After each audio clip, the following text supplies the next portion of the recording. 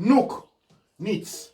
Anachak, domotef, nuk, douanotef, douanecher. Anachak, nuts, nuk, nuts. Anachak, geb, nuk, geb, douanecher. Anachak, chou, nuk, chou, chou, chou, chou, chou, douanecher. Anachak, tefnut, nuk, tefnut, tefnut, tefnut, tefnut, tefnut, nuk, tefnut. Anachak, paunteru, nuk, paunteru. Anachak, umbunteru, nuk, umbunteru, douanecher.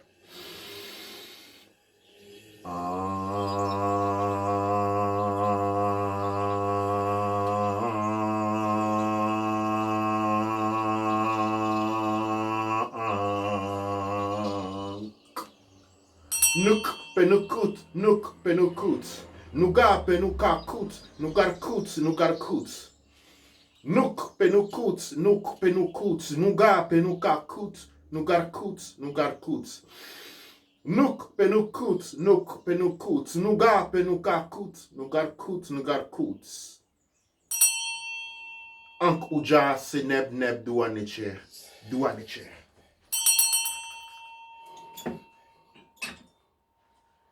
Douanecher à vous aujourd'hui, je vais avancer le tableau. Vous voyez, aujourd'hui, dans les Raoult et Tepou, nous allons avoir notre tableau. J'espère que je n'aurai pas besoin d'être assisté par des lunettes, mais je pense que je vais, dans les cas où j'aurai des difficultés, je vais utiliser les lunettes pour les visions. Aujourd'hui, nous allons parler de Willie Lynch. La musique est encore en accompagnement, encore d'arriver à la fin. Nous avons pratiquement fini les tours. Et donc aujourd'hui, je commence d'abord pour s'allier et remercier ceux qui ont fait cette demande. En fait, vous pouvez toujours nous demander si vous avez besoin d'un sujet que nous traitons en particulier. Aujourd'hui, nous allons parler de la technique de Willie Lynch. C'est quelque chose un document qui a été écrit en 1712. Et comme vous pouvez remarquer, c'est du mot Lynch, du nom de Willie Lynch, ce nom de famille, et Lynch qui est né le mot lynchage. C'est quoi la pratique inhumaine de lynchage? À quoi fait-elle référence, le lynchage? Eh bien, le lynchage, c'est l'art de créer un esclave. L'art de créer un esclave, c'est quoi un esclave? Eh bien, un esclave, c'est un capital. Un esclave représente un capital. Et quand nous parlons d'un système économique que nous appelons le capitalisme, eh bien, le capitalisme fonctionne sur base du capital. Et l'économie occidentale, dans son processus de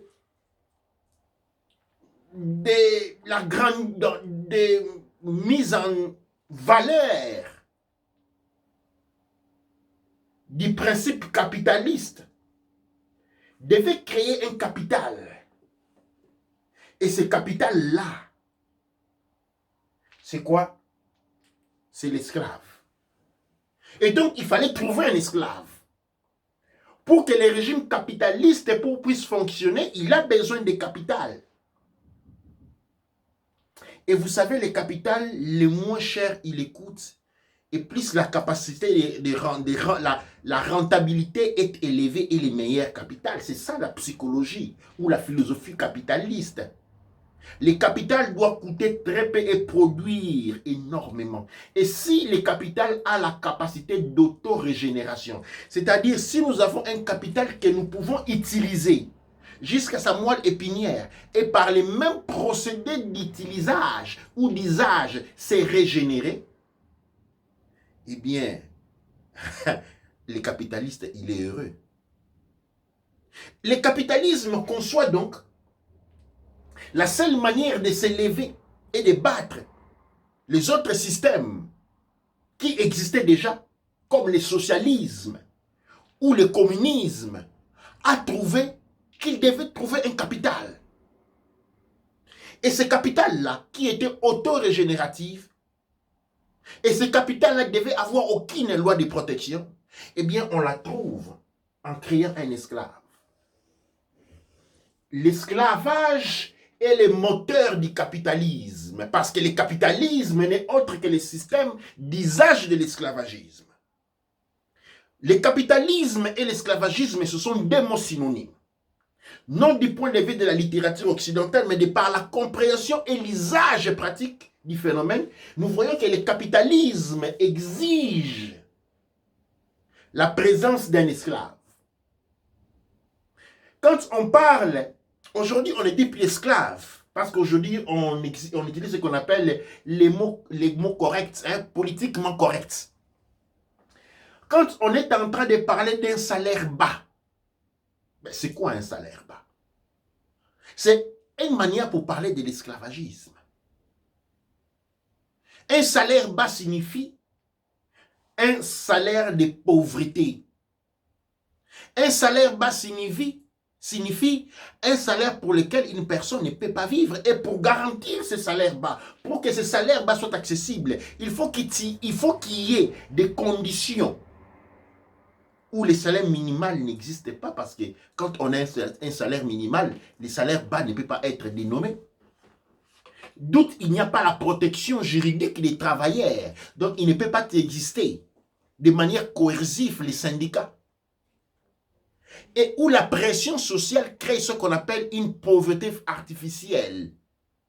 La pauvreté artificielle est créée par le fait que les personnes ne peuvent pas se maintenir avec les rendements de leurs efforts, les rendements de leur travail. Et cette étape psychologique-là, c'est l'étape psychologique de l'esclavage. Et ce phénomène-là est appelé le racisme. Parce que souvenez-vous, je l'ai dit dans la fois dernière, pour pouvoir parler du racisme, il faut garantir 3 situations.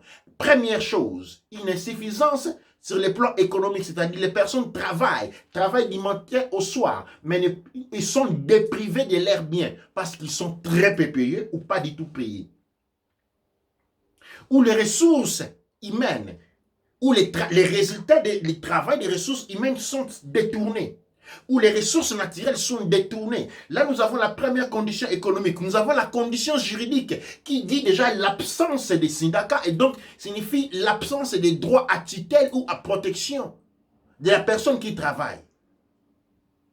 La troisième condition est la résultante des 2 premières conditions, celui de la création artificielle de la pauvreté. La pauvreté est une condition pour laquelle les personnes travaillant du matin au soir reçoivent un salaire ou pas du tout leur permettant de garantir leur besoin minimal pour la vie.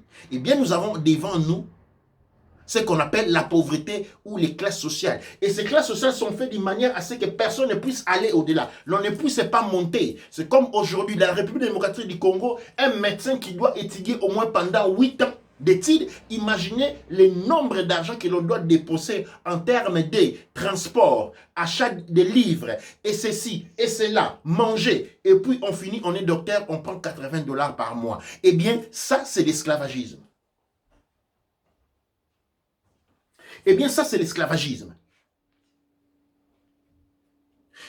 Cela peut sembler confond, on peut pouvoir porter à confusion. On dit comment l'esclavagisme, parce que dans notre psychologie, l'esclavagisme, c'est quand les gens sont liés et que la contrepartie est blanche. Non. Non. Ça, c'est l'effet visuel. Ce sont les conditions de nature économique, juridique et sociale qui définissent et maintiennent ou encore circonscrit les phénomènes appelés l'esclavage. Mais cet esclavage, d'où vient-il? Comment arrive-t-on aujourd'hui, la République démocratique du Congo, comment arrive-t-on aujourd'hui en Afrique à avoir des esclaves en pleine vue? Comment arrive-t-on à être esclave et ne pas du tout être conscient d'être un esclave? Parce que l'esclave tente à se libérer. L'esclave tente à fuir. Et il faut investir pour garantir qu'il ne fuisse pas. Et donc, il faut créer un système qui fait que l'esclave ne soit pas conscient de son état d'esclavagisme. Et il est content, conscient, heureux d'être esclave. Parce que cela lui est défini de manière, c'est parce que cela lui est défini, excusez-moi, diversement. Nous sommes partis de la lutte contre l'esclavage à la cohabitation pacifique avec l'esclavage. Et ceci est le résultat du travail de Willie Lynch, dont la méthode de Lynch dont nous allons commencer la lecture. La lecture va être commentée. Nous ne pourrons pas finir. Si je vais voir les pages qui nous ont été rendues possibles aujourd'hui, je vais remarquer, je note qu'on a quelque chose comme 9 pages. Je ne pensais pas que nous serons à mesure de lire les tout aujourd'hui. Dans ce cas-là, c'est pourquoi j'ai parlé d'une première partie. Nous aurons donc un second rendez-vous. Je disais donc, le discours de Willie Lynch a été prononcé au bord du fleuve James dans la colonie de la Virginie aux États-Unis en 1712. Lynch était un propriétaire d'esclaves anglais des Caraïbes, les territoires africains d'outre-mer. Il fut invité pour enseigner ses méthodes aux propriétaires d'esclaves. Les termes lynching, lyncher dérivent de son nom. C'est-à-dire les propriétaires d'esclaves aux États-Unis avaient des difficultés à la gestion de l'esclavage. Et donc on appelle un expert, un professionnel de l'esclavagisme. Eh bien, quand Willie Lynch arrive, il fait une relation de l'observation qu'il fait. Il dit ceci: Messieurs, je vous salue ici sur la banque du fleuve James à l'année 1712 de notre Seigneur. Il parle de l'ère Seigneur. Vous voyez, l'esclavage a quelque chose de très religieux, très caractéristique. Ils sont parlés de l'ère Seigneur. Et c'est un maître d'esclaves qui parle de Seigneur. D'abord, je vous remercie, messieurs de la colonie de la Virginie, de me faire venir ici. Je suis ici pour vous aider à résoudre certains de vos problèmes avec les esclaves. En Virginie, aux États-Unis, il y avait des problèmes des esclaves, dits aux révoltes, aux tentatives de fuite, parce que l'esclave réalisait qu'il était un esclave et donc devait changer sa condition. Et donc, il y avait une lutte constante en cette matière-là. Votre invitation m'a atteint sur ma modeste plantation des Antilles, où j'expérimentais avec quelques-unes des plus récentes et des plus anciennes méthodes pour le contrôle des esclaves. La Rome antique nous envierait sur mon programme si mon programme est mis en application. Et cela nous renseigne sur la pratique économique de la Rome antique. La Rome antique nous envierait. La Rome antique pratiquait l'esclavage parce qu'il est clair. Alors que notre bateau accosta au sud du fleuve James, nommé après notre roi illustre, dont nous chérissons sa version de la Bible. La version de la Bible écrite par James. James appartenait à l'époque de l'esclavage. Nous sommes parlé d'une version biblique écrite par qui? Par un esclavagiste. Que vous allez trouver des bons dedans.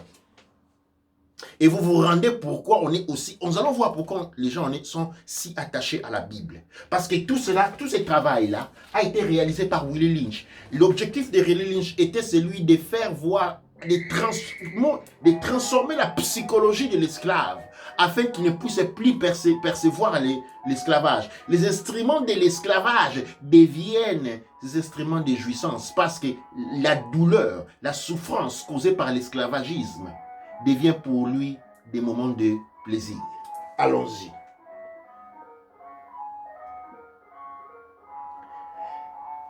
Tandis que Rome utilisait des cordes de bois comme croix pour tenir les corps humains en grand nombre le long de ses chemins, vous utilisez ici l'arbre et la corde occasionnellement. J'ai aperçu les corps d'un esclave mort pendu à un arbre quelques kilomètres en arrière. Vous ne perdez pas seulement des réserves de valeur par la pendaison, c'est-à-dire en pendant un esclave, c'est vous qui êtes en train de perdre. Vous avez des soulèvements, vous aurez à avoir des soulèvements. Soulèvement du riot. Et des esclaves qui s'enfuient, les gens qui libèrent la tête, qui réalisent qu'ils sont esclaves et ils doivent se libérer, ils doivent libérer la tête. Vos collectes ne rapportent pas assez de bénéfices. En fait, en fouillant les églises reçoit de moins des récoltes, des offrandes. Souvenez-vous que ces offrandes-là vont finir tout droit dans les mains des esclavagistes. L'argent récolté dans les églises, qu'ils soient chrétiennes, disons, catholiques, ou les églises dites des réveils, cet argent finit dans les banques de qui? Les banques des colons. Et on continue. Vous souffrez d'incendies occasionnels, vos animaux sont tués. Monsieur,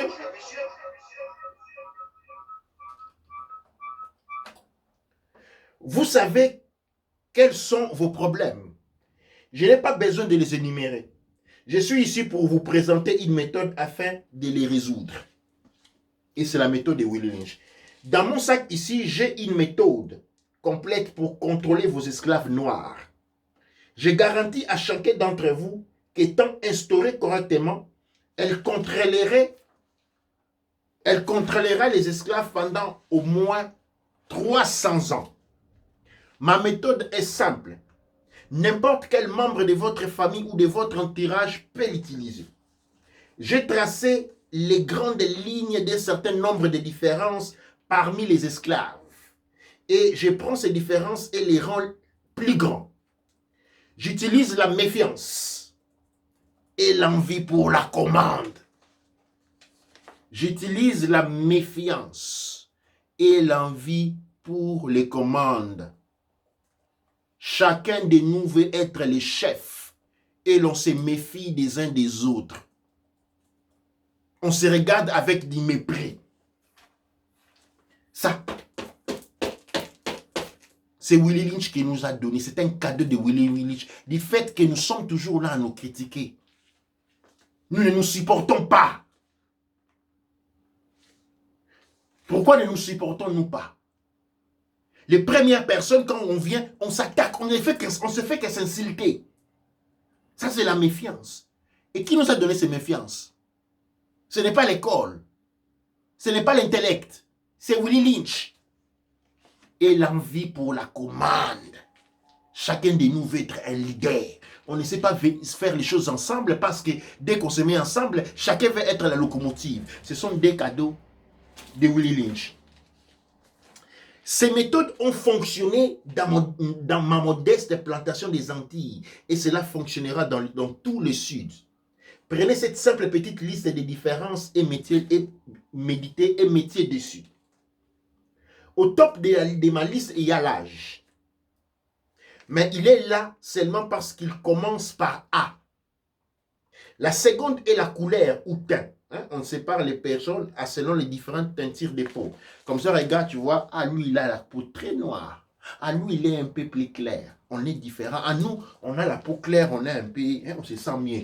Et nous, on a la peau foncée, on se sent froissé. Ça, c'est un cadeau de Willie Lynch. C'était le deuxième point. Et puis, il y a l'intelligence, la taille, le sexe, la taille des plantations, les statuts dans les plantations et l'attitude des propriétaires. Si les esclaves vivent dans la vallée, sur une colline à l'est, à l'ouest, au nord, au sud, ont les cheveux fins, cheveux bruts, ou sont grands ou courts. Et il existe un tableau, c'est-à-dire l'esclavage est très scientifique sur ce point-là. Vous voyez, il y a les détails, même la complexion de la peau, même la taille des cheveux rentre en compte. Maintenant, vous avez une liste de différences. Je donnerai un contour d'action. Mais avant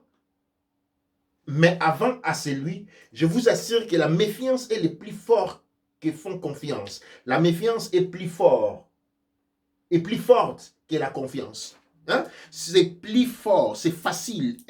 L'énergie de la méfiance est beaucoup plus forte. Ça veut dire quoi? Ça signifie c'est beaucoup plus facile. Un homme facile, c'est un homme méfiant. Un homme qui a confiance, c'est un homme fort. Et ça demande, à l'inverse, la méfiance, c'est un sentiment qui est très fort. Parce qu'on a accès à cela très, très facilement. Pendant que, pour avoir confiance, il faut méditer dessus. Et Willie Lynch utilise cet facile accès à la méfiance. Et l'envie est plus fort que l'adulation,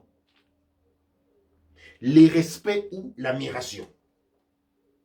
L'esclave noir, après réception de cet endoctrinement, sera auto-réapprovisionnant pour des centaines d'années, peut-être des milliers. N'oubliez pas que vous devez monter le vieux mâle noir contre les jeunes mâles noirs. Et les jeunes mâles noirs contre les vieux mâles noirs. Vous devez utiliser les esclaves à peau foncée contre les esclaves à peau claire. Et les esclaves à peau claire contre les esclaves à peau foncée. Et quand on parle des esclaves à peau claire ici, on est en train de parler de ce que nous appelons les métis. Et voilà, et qui se sentent des côtés de leur père, parce que la plupart des métis sont nés des violences sexuelles. Eh bien, qu'est-ce qui se passe? Ces sentiments qu'on leur donne, en fait, n'est que pour les mettre contre ces à peau foncée, parce qu'ici, on n'a pas parlé d'esclaves à peau foncée et des personnes à peau claire. On a parlé des esclaves à peau foncée et des esclaves à peau claire. La différence perçue entre eux n'est qu'un élément ultérieur offert par Willie Lynch pour instiller sa domination par la séparation. Voilà la méfiance qu'on a même sur ce point-là, réside non du point de vue de notre développement intellect, mais plutôt par cet engagement. Vous devez utiliser la femelle contre les mâles et les mâles contre la femelle. Et qu'est-ce qu'on a aujourd'hui? Les couples aujourd'hui sont dans des problèmes, les couples des différents noirs. Là, on vous dit tout de suite que quand votre mari se fâche, appelez la police. Et vous croyez que la police arrive pour vous protéger. C'est ça, non? C'est ce qu'on vous dit. Que dès que vous avez votre mari gueule, qui fait des choses, appelez tout de suite la police. Et vous pensez que la police est arrivée là pour vous protéger. Non. La police est là pour porter la mission de Willie Lynch. La mission de Willie Lynch est, une fois que vous avez creusé un fossé entre l'homme et la femme, eh bien, ils doivent les creuser davantage. Mais ils jouent le jeu de vouloir de faire voir comme si on est en train de supporter la femme. Quand on va au tribunal, il semble qu'on est en train de supporter la femme. Qu'on est en train, voilà, certains disent, voilà, eh bien, en Europe, on nous reconnaît des droits. Mais le mal qui vous maltraite, c'est parce qu'ils sont brisés.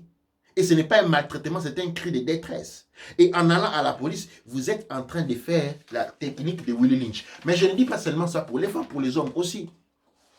En n'ayant aucun respect pour les femmes, en les battant, en les maltraitant, eh bien, en pensant qu'elles sont stupides, qu'elles sont là pour cuisiner, on rentre de la maison, on sort avec ses amis, on fait tout ce que l'on veut, on rentre à la maison à 2 heures et la femme doit se réveiller pour vous faire du foufou. Vous pensez que vous vous faites respecter? Non. Vous êtes en train de contribuer de manière inconsciente au travail de Willie Lynch. C'est-à-dire, des fois, nous sommes devenus nous-mêmes, comme on dit ici, je lisais, si je ne me trompe pas, l'esclave noir, après réception de cet endoctrinement, sera réapprovisionnant. C'est-à-dire, le mécanisme de l'esclavage n'a plus besoin d'accompagnement parce que nous devenons nous-mêmes les médiums ou des instruments de conservation et de maintien de cet esclavage par notre comportement qui sont ici d'un endoctrinement et non d'une culture. Je vais continuer la lecture et puis de temps en temps je vais revenir sur les points ici. J'espère que je ne vous ennuyez pas trop. Alors, nous allons continuer. Je suis arrivé ici. Il faut également que vos domestiques blancs... Non, il faut également que vos domestiques blancs et les contrôleurs méfient de tous les noirs. Hein, vous voyez pourquoi? Vous voyez, ici, on est en train de parler des hommes riches blancs, hein, les esclavagistes. Ils disent ici aussi les serviteurs blancs, les petits blancs de la rue. Les blancs normaux qu'on rencontre, il faut que ces gens-là aussi se méfient de tous les noirs. Pourquoi? Mais il est aussi nécessaire que vos esclaves fassent confiance et dépendent de vous et vous seulement. Qu'est-ce qui se passe maintenant? Je vais donner un exemple. Vous sortez à la rue, les noirs, les blancs frustrés vont vous traiter de nègres. Et quand vous allez vous traiter des nègres, vous allez vous frustrer parce que la politique de Willie Lynch veut qu'il y ait de la distance. Alors, au blanc, au petit blanc va être enseigné que vous êtes un être inférieur, qu'il a le droit de vous insulter, de vous maltraiter ou de vous tuer. Ok? Et une fois qu'il a été tué, vous allez maintenant vous retourner vers les gouvernements parce que vous allez aller porter plainte pour racisme. C'est comme ça que ça fonctionne. Ça signifie quoi? Ça signifie que vous avez confiance au système. Ah, je vais porter plainte, je connais mes droits. Ça signifie quoi? Vous ne connaissez pas vos droits. Vous avez confiance au maître. Et ce jeu est maintenu. La personne qui a tué notre frère George Floyd, ce n'est pas la personne qui a été arrêtée, mise en prison. Non, c'est une autre personne. Ça, vous l'avez appris, nous l'avons tous appris. George Floyd a été tué. Pourquoi elle a été tuée? Il faut vous regarder que ces deux personnes étaient des amis. Ou disons, avaient travaillé ensemble. Ok? Et qu'est-ce qui se passe? Les blancs tuent les noirs. Ça crée de la séparation. Et il n'est pas puni. Et qu'est-ce qu'on demande aux noirs? Non. Ne faites pas les riots. Allez demander justice au tribunal. Ça signifie quoi? Allez faire confiance. Après les abus qui ont été commis sur d'autres personnes comme Malcolm X. Après les abus juridiques sur Marcus Garvey. Après les incarcérations injustes. Les maltraitements injustes suivis par Marcus Garvey, par Fumukimbangu. Non, ne regardez pas tout ça. Allez faire confiance. Parce qu'il est écrit ici. Il est nécessaire que vos esclaves fassent confiance et dépendent de vous et de vous seulement. Ils doivent vous aimer. Ils doivent vous respecter. Et ne faire confiance à personne d'autre que vous. Et c'est vous là, comment on dit? Non, laissons les institutions, ils vont s'en charger. C'est ça, c'est vous là. Parce qu'il faut savoir, le Willie Lynch est une institution, il représente les institutions. Il représente, disons-le, les gouvernements. C'est l'attitude gouvernementale. Et il faut faire confiance au gouvernement. Nous envoyons les enfants à l'école pour avoir une éducation. Et on les éduque à quoi? À faire confiance au gouvernement. Et c'est quoi d'autre une éducation? C'est l'endoctrinement à l'auto-réapprovisionnement dont parle Willie Lynch ici. Rien d'autre. S'il y a des questions, on peut intervenir de temps en temps, mais sinon je continue. Messieurs, ces kits sont vos clés pour la commande. Utilisez-les. Dès que vos épouses, non, il dit utilisez-les, que vos épouses et vos enfants les utilisent aussi. Ne manquez jamais une occasion. Utilisez cette méthode de façon intense pendant une année. Les esclaves eux-mêmes resteront perpétuels méfiants. Vous n'avez qu'à l'utiliser pendant une année. Et puis la situation, eh bien, elle va s'auto-régénérer parce que chaque parent apprendra la même attitude à son enfant. Et après, cela va être défini culture. Faisons un esclave. On arrive à la déclamation. C'était dans l'intérêt et l'affaire des esclavagistes d'étudier la nature humaine. La nature de l'esclave en particulier a vu des résultats pratiques. Moi-même et beaucoup d'autres ont atteint d'étonnantes capacités dans cette direction. Ils n'avaient affaire ni à la terre, au bois ou à la pierre, mais avec des hommes. Et pour leur propre sécurité et prospérité, ils avaient besoin de connaître les matériels sur lesquels ils allaient travailler. Conscient de l'injustice et du mal qu'ils perpétraient chaque heure et sachant ce qu'ils feraient est même dans cette situation. C'est-à-dire, vous allez voir, c'est ce que j'ai dit ici dans les tableaux D ici. Quand on parle de l'esclavagisme, on les définit de matière que je trouve ironique. Parce que l'esclavagisme, c'est le capitalisme. Et ces deux éléments pour fonctionner ont besoin du racisme.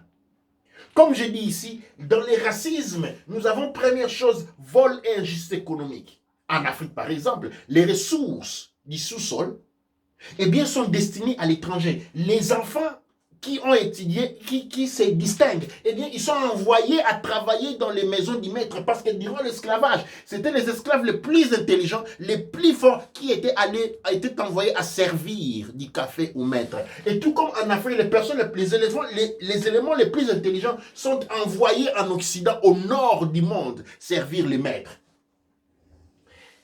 Un système juridique basé sur la légalisation de l'injustice. Je répète, un système juridique basé sur la légalisation de l'injustice. Nous avons vu les CPI en Afrique. C'est seulement les présidents africains qui sont minés.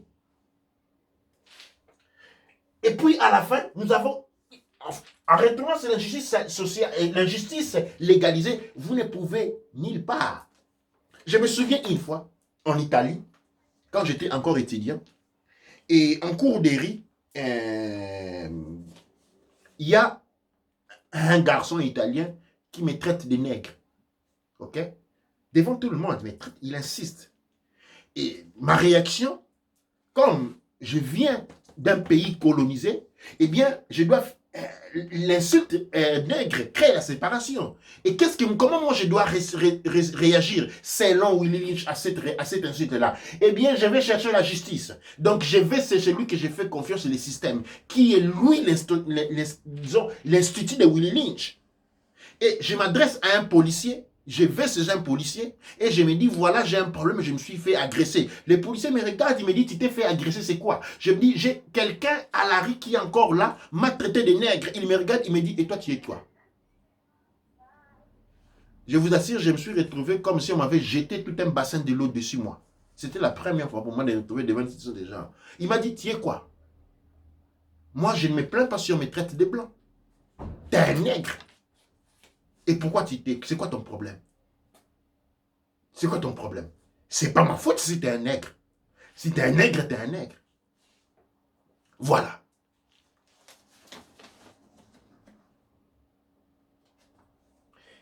Étaient-ils les victimes d'un tel mal? Comme ils savaient qu'ils avaient fait quelque chose de mauvais, eh bien, ils surveillaient constamment les premiers signes de crainte, des craintives récompenses. C'est-à-dire, pendant que l'esclavage se développait, il fallait, dans la technique, il fallait observer, il fallait monitorer les visages. Ils observaient donc avec un œil habile. Il fallait observer, il fallait noter même toutes les formations des visages, comment les Noirs répondaient aux injonctions, et ainsi de suite. Ils apprirent à lire avec une grande exactitude l'état d'esprit et de cœur de l'esclave à travers son visage. Ça, c'était maintenant pour se protéger. Vu qu'ils étaient en train de commettre une injustice, il fallait apprendre à se protéger. Et comment se protéger? Il fallait lire. Et ils étaient devenus des experts. Quand vous avez un blanc devant vous, vous avez un expert de la psychologie noire qui sait lire. Il s'éduque à lire vos expressions du visage. Ils savent lire parce qu'ils ont pratiqué et ils sont devenus des experts. Ils peuvent lire votre âme.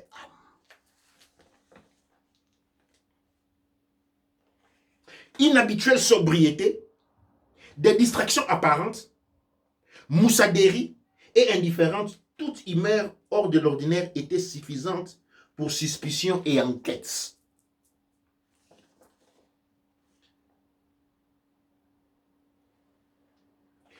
Il y a un livre qui a été écrit plus tard par Frederick Douglass qui dit « Let make a slave », faisons un esclave. Est une étude du procédé scientifique du cassage de l'homme et de la fabrication de l'esclave. Si vous avez l'opportunité, dans la librairie Taméry, vous pouvez trouver les livres de Frederick Douglass, Let's Make des slaves. Let's make a slave, c'est-à-dire faisons un esclave. Là, dans ce livre-là, on parle du procédé scientifique du cassage et de la fabrication d'esclaves. Un esclave est un produit fini. Un esclave est un produit fini. C'est un trésor.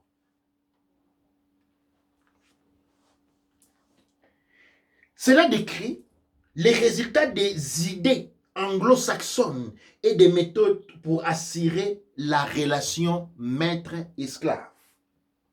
Let's make a slave est un développement original des conditions sociales de l'individu appelé les Noirs ou les Négros.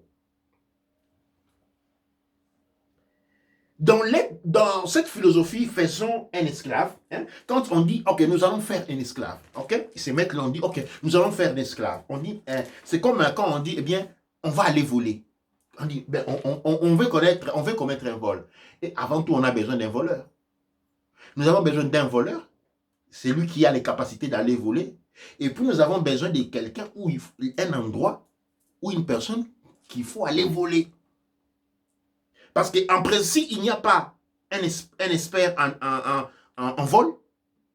Et il n'y a pas un endroit où quelqu'un où on peut aller voler, ou à qui on peut aller voler. Eh bien, on ne peut pas voler. Donc, quand on dit, il faut faire un esclave, on pose la question, de quoi avons-nous besoin? On dit, tout d'abord, il faut un homme noir, un négro. Et c'est très important, suivez très bien. On dit, vous avez suivi la petite déclamation que j'ai fait, l'exercice que j'ai fait ici. C'est-à-dire, si moi et toi, on veut voler, la première chose, on va s'assurer qu'entre vous et moi, quelqu'un d'entre nous ait les capacités, l'habilité de voler. Quelqu'un d'entre nous doit être un voleur. Si entre nous, il n'y a pas quelqu'un qui est un voleur, eh bien, on va trouver. Après, on doit trouver une autre chose. La personne à qui il faut aller voler, ou l'endroit où il faut aller voler. Ok? Maintenant, dans l'élaboration faite par Frédéric Douglass, quand on dit faisons l'esclave, on dit de quoi avons-nous besoin pour faire un esclave? Eh bien, pour faire un esclave, on a besoin d'un nègre, d'un homme noir et d'une femme noire enceinte. C'est après, nous utiliserons les principes de base employés pour casser un cheval, combinés avec quelques facteurs plus substantiels. C'est-à-dire, on a besoin d'un esclave noir, pas seulement. Un seul esclave noir, ce n'est pas suffisant pour faire un esclave. C'est-à-dire, dans l'éventualité de faire un esclave, on a besoin d'une famille. On a besoin d'un esclave, d'une femme esclave, de sa femme, ok, et d'un bébé ou d'une femme enceinte. Ok. C'est-à-dire, la femme est enceinte et a aussi un bébé. Et après, on va utiliser les techniques qu'on utilise pour un cheval. Ce que nous faisons avec les cheveux, c'est les casser d'une forme de vie à une autre, qui les réduit de leur état naturel, dans la nature. Tandis que dans la nature, ils pourvoient avec les capacités naturelles pour prendre soin de leur progéniture. Nous les casserons de ces cordons d'indépendance et nous créons donc un état de dépendance. Ainsi, nous sommes capables d'obtenir une production utile pour les affaires et les plaisirs. C'est-à-dire, on utilise la technique du cheval. Donc, le cheval dans la nature, il sait pourvoir lui-même à ses propres besoins. Ok? On dit pour créer un esclave avant tout, il faut faire comme ce qu'on fait au cheval, pour que le cheval obéisse. Ok? Pour que le cheval obéisse, eh bien, on doit les forcer à sortir de son état naturel. Il doit sortir d'un état naturel d'indépendance où il ne dépend que de lui, où il pourvoit lui-même à ses propres besoins, à un état de dépendance. Ceux qui savent comment on dresse les chevaux, vous devez voir que quand on attrape les chevaux à l'état naturel, que les blancs appellent l'état sauvage, c'est l'état naturel, on va prendre un barre de fer et on va introduire dans sa bouche. Il faut savoir que les dents arrière du cheval sont très sensibles. Et cette barre-là va être introduite, on va lier une corde. Et on va bien ligoter le cheval. Et chaque fois qu'on va demander un cheval, on va essayer de monter sur son dos. Et si le cheval se débat, eh bien, on va tirer la corde et le métal va faire beaucoup de douleurs aux dents. Et le cheval va comprendre que s'il ne veut pas souffrir, s'il ne veut pas continuer à souffrir, eh bien, il va laisser l'homme monter sur son dos. Après cela, il va apprendre que quand on tire les fils sur la gauche, s'il résiste, le maître tirera encore plus fort et cela va faire mal aux dents. Et donc, pour éviter la douleur, dès qu'on tire à gauche, le cheval tourne.